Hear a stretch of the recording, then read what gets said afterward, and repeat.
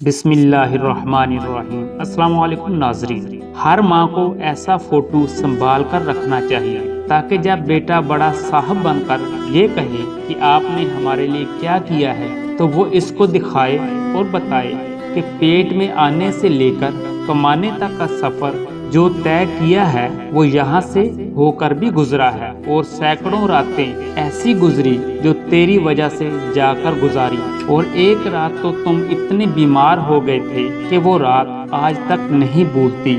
ماں بتائے کہ بیٹا سخت سردی کی ٹھٹھرتی کئی راتیں ایسی گزری میرے لال، میں نے تجھے خشک بستر پر سلایا اور خود تیرے پیشاب کیے ہوئے ٹھنڈے بستر پر لیٹ گئی تاکہ میرا بیٹا سردی کی وجہ سے بیمار نہ پڑ جائے۔ ماں بتائے کہ بچے تم کبھی کبھی ڈر جاتے تھے تو میں تمہیں کبھی بھی اکیلا نہیں چھوڑا کرتی تھی۔ وہ کسی نے کیا خوب کہا تھا، مدت سے میری ماں سوئی نہیں تابش، مدت سے میری ماں سوئی نہیں تابش۔ ایک روز میں نے کہا تھا مجھے ڈر لگتا ہے۔